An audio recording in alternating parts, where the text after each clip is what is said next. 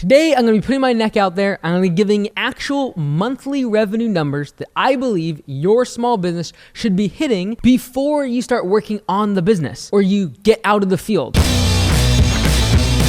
So let's go ahead and break it down. My name is Mike Andes. I'm the founder of Augusta Lawn Care. We have almost 100 locations around North America. But today I'm focused on one thing, and that is saving someone's business that has gone and read some management book, seen some inspirational Instagram quote, went to a conference, read a book, whatever it might be. And now they're thinking, I got to work on my business instead of in my business. I need to make sure that I am having a few hours a day on strategy and focusing on bigger picture things in my business. And it puts so many small companies out of business because they read these books that are built for businesses that are doing tens of millions of dollars in revenue, and they somehow try to apply that to their company that just has 1 or 2 employees, and it doesn't work. And so today I'm going to give you actual numbers, realizing full well that every single business in the home improvement industry, every single service is different. I understand that, but I'm going to give you actual numbers today because I'm sick and tired of seeing people go out of business and having no business to work on because they too quickly get out of the field and become overhead for the business instead of a revenue producing team member. So there's 2 different stages I want to talk about today. The first stage is when you get out of the field. That is, you are still working in the business, but you're just not working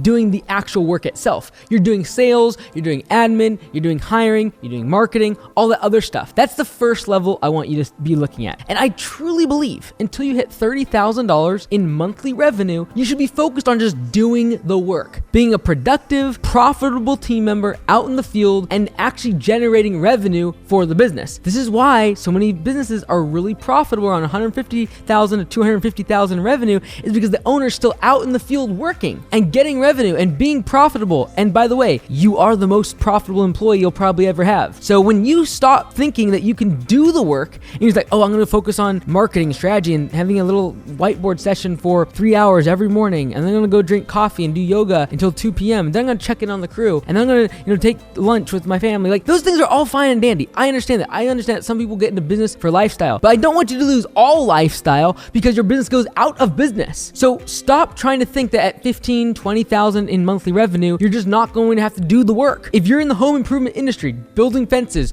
trimming trees, mowing lawns, whatever it is, expect to be working and getting your hands dirty until you're doing at least $30,000 in monthly revenue. Now, that's when you start focusing on sales. That's when you start maybe driving around doing the estimates and focusing on things outside of doing the work itself. But until that point, that should be most of your day. 80, 90% of your day should just be doing work. And if you have 1 or 2 employees, you can absolutely get to $30,000 in monthly revenue. 3 employees, maybe, depending on the services that you're offering. But at the end of the day, you should be focusing on just producing revenue and being a income producing team member instead of overhead, because that's what you become once you start doing estimates, once you start working on admin, when you start doing office work. You are an expense to the business and you're no longer bringing in revenue. So up until 30, just stay focused on doing the work. Then you can start focusing on getting out of the field, which is, I'm not doing the work itself, but I'm still working at the business. I still show up every single day, but I'm focusing on selling, I'm focusing on marketing, I'm focusing on growth, because that's what's going to get me to $100,000 in monthly revenue. I literally talk about this on landscapebusinesscourse.com, and that is get to $100,000 in monthly revenue. Until that point, you are still working in the business. You're just working on sales and marketing and hiring and all the other elements of the business besides the work itself. And until you pass $100,000 in monthly revenue, in my opinion, you should still be working in the business. You should still be doing the sales. You should still be the one that's hiring and firing and training and managing the team. When you get above $100,000 in monthly revenue, that's when I give you license to go and start trying to work on the business and hiring a manager, hiring a salesperson, hiring an office manager to do other overhead tasks in the business. And you don't have to show up to work every day. You can literally be on the other side of the world, and for a week or 2, everything just runs just fine without you. But if you're not doing $100,000 in monthly revenue, there's not enough money to cover the overhead expense of all those people that you need to hire to replace you as the operator, as the person that's actually doing payroll, the person that's answering the phones, doing emails, sending out estimates, meeting customers, doing walkthroughs of properties and job sites, handling unhappy customers, hiring, firing, making sure the website is good, doing your marketing, ads. All that stuff has to be done. And until you do pass $100,000 in monthly revenue, in my opinion, you probably should just stay focused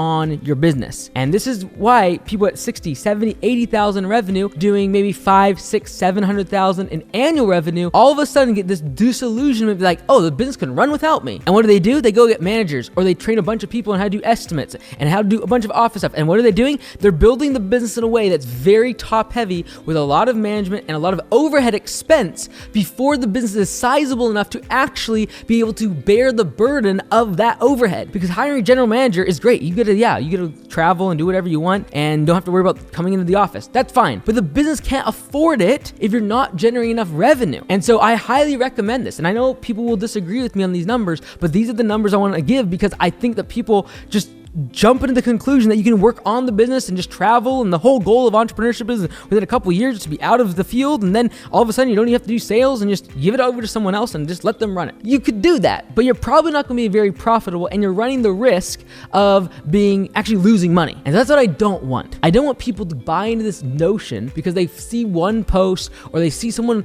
on a cruise and they're like, oh man, if I could go on a cruise for 2 weeks, my business would run without me. It will, but you've got to grow it to the size in terms of gross revenue where you can afford a general manager, where you can afford to be overhead for the business, even if you're just the estimator. And so those are the two stages I recommend. Work in the business until you're doing 30,000 a month in revenue, actually making the work happen, producing revenue for the business, and then switch over to more of a sales oriented role in the business, which is completely the only thing you should be focusing on, sales and hiring, to be able to get it to 100,000 revenue. Once you get there, that's when you can switch to become kind of the CEO. And if you don't show up to work every day, it's fine because you have the revenue to be able to pay someone else to do the sales, pay someone else to do the office management. That's when you can start thinking about those things. But until those points, you should be focusing on selling. You should be the one out doing estimates, driving the sales forward for the business, and then I'll give you license to start focusing on working on your business. It is this grand illusionment that we can just somehow do that, and we're small business owners, and we're reading books that are written by people and about businesses that are tens of millions and hundreds of millions of dollars in revenue, and somehow think